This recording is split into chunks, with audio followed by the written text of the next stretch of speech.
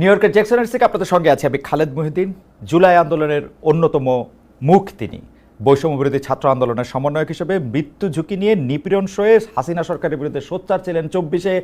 তাদের অসীম সাহসিকতায় সেই সরকারের পতন হয়, দেশ থেকে বাধ্য হন শেখ হাসিনা। মাতৃভূমি অথবা মৃত্যুর মুখোমুখি দাঁড়িয়ে সফল আসিফ মোহাম্মদ সজীব ভূঁইয়া এখন অন্তর্বর্তী সরকারের একজন উপদেষ্টা হিসেবে গুরুত্বপূর্ণ কিছু মন্ত্রণালয় সামাল দিচ্ছেন।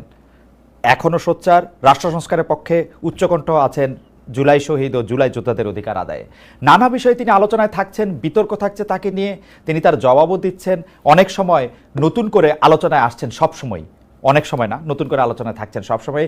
জনাব আসিফ মোহাম্মদ সজীব ভূঁইয়া আমাদের যুব ক্রীড়া মন্ত্রণালয়ের পাশাপাশি যিনি স্থানীয় সরকার, পল্লী উন্নয়ন সমবায় মন্ত্রণালয় সামলাচ্ছেন, সেই উপদেষ্টা জনাব আসিফ মোহাম্মদ সজীব ভাই আজকে আমাদের অনুষ্ঠানের সঙ্গে আছেন। আর জনাব আসিফ মোহাম্মদ সজীব ভাই, আপনাকে আমাদের অনুষ্ঠানের পক্ষ থেকে, সবার পক্ষ থেকে স্বাগত জানাই। আপনি আমাদের সাথে যুক্ত হয়েছেন, সেজন্য আমাদের শুভেচ্ছা ও কৃতজ্ঞতা জানবেন। ধন্যবাদ। জনাব ভূঁইয়া, আমি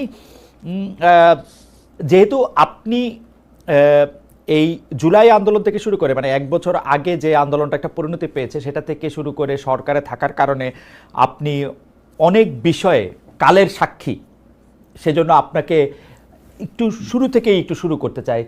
জনাব আসিফ মোহাম্মদ সজীব ভাই, আপনি কি করে উপদেষ্টা হলেন? মানে আমি প্রশ্নটা এরকম করে করি, আপনার নাম উপদেষ্টা হিসাবে কে প্রস্তাব করলো, বা কিভাবে আপনি উপদেষ্টা পরিষদে গেলেন?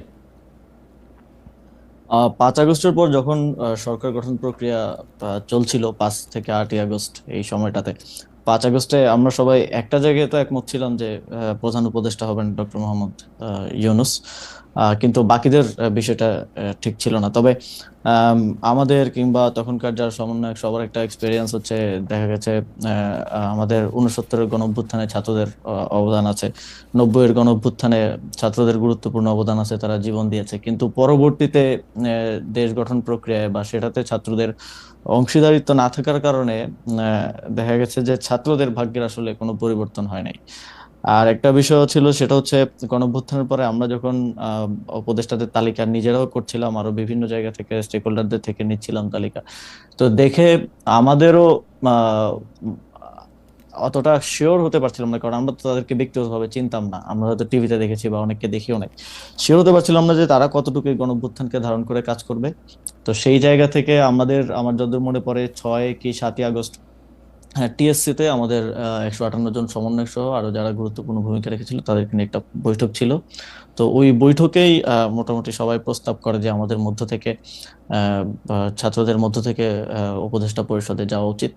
এবং সেখানে যদিও বাকি স্টেক হোল্ডারদের থেকে, যেমন তখন আহ, আহ, সেনাবাহিনী একটা স্টেক হোল্ডার ছিল, তারপরে রাজনৈতিক দলগুলো স্টেক হোল্ডার ছিল, তো উপদেষ্টা পরিষদে যাওয়া উচিত। তো সব দিক থেকে হচ্ছিল যে 2 জন গেলে, তারপরে সেখানেই সবাই মিলে সিদ্ধান্ত নেয় যে নাহিদ ভাই এবং আমি উপদেষ্টা পরিষদে যাব প্রাথমিকভাবে। পরবর্তীতে তো মাহফুজ ভাই মাননীয় প্রধান উপদেষ্টার বিশেষ সহকারী হন এবং পরবর্তীতে উপদেষ্টা হন। সেটা কি 158 জন সমন্বয়ক যারা ছিলেন তারা নাম প্রস্তাব করে সেটা ঠিক করেছেন? মানে সেটা কি কোনো ভোটাভুটির মাধ্যমে? না, হ্যাঁ, সমন্বয়কদের মধ্যে যারা উপস্থিত ছিলেন সবার মোটামুটি ঐকমত্যের ভিত্তিতে আমরা যাই। ওকে, উপদেষ্টাদের তালিকার কথা আপনি বলছিলেন, সেই উপদেষ্টাদের তালিকা কার কার কাছ থেকে আসছিল? আপনারা মানে এই কারা উপদেষ্টা হবেন সেই সিদ্ধান্ত কি আপনারাই নিচ্ছিলেন? মানে যারা আমরা একটা প্রক্রিয়ার মধ্য দিয়ে গিয়েছি, সে সময়টায় আমরা একটা লিয়াজো কমিটি করেছি, আপনি যদি মনে করতে পারেন। ওই সেটার লিড দিচ্ছিলেন আমাদের বর্তমান উপদেষ্টা মাহফুজ আলম এবং আরো 4-5 জন যারা বিভিন্ন সোসাইটির বিভিন্ন সেক্টরের সাথে বিভিন্নভাবে সম্পৃক্ত, ছাত্রদের মধ্য থেকেই। তো ওনারা মিলেই বিভিন্ন স্টেক হোল্ডারদের সাথে, যেমন বিএনপির সাথে আলোচনা হয়েছে উপদেষ্টা পরিষদ নিয়ে, আমাদের মাননীয় প্রধান উপদেষ্টা ডক্টর মোহাম্মদ ইউনূস স্যার একটা লিস্ট পাঠিয়েছিলেন আমাদের কাছে, সেখান থেকে ইনক্লুড হয়েছে, স্যার নিজে অনেককে ইনক্লুড করেছেন। তো সবকিছু মিলিয়ে একটা উপদেষ্টা পরিষদ প্রাথমিকভাবে গঠিত হয়েছিল, পরবর্তীতে বিভিন্ন সময় সেটা আরো বর্ধিত হয়েছে। তার মানে হচ্ছে যে আপনারা বিএনপির একটা লিস্ট, জামাতের একটা লিস্ট, প্রফেসর ডক্টর মোহাম্মদ ইউনূসের একটা লিস্ট, সবগুলি নিয়েই মোটামুটিভাবে আমরা যেটা আপনাদের কাছ থেকে জানতে পেরেছি বিভিন্ন সময়, বা উপদেষ্টারাও বলেছেন যে একটা সবগুলি নামের মধ্যে থেকে যে নামটা কমন বা যে নামটা নিয়ে বিতর্ক সবচেয়ে কম, এরকম নামগুলি আপনারা খুঁজছিলেন।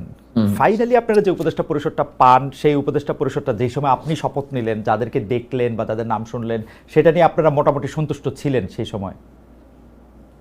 এখন পর্যন্ত আসলে সত্যি কথা বলতে গেলে সেই উপদেষ্টা পরিষদের 50-60% মানুষকে আমরা চিনি, হুম। আর এর বাইরে অনেককে হয়তো আমরা চিনিও না, কিন্তু ঐকমত্যের ভিত্তিতে বা আমরা সোশ্যাল মিডিয়ায় কিংবা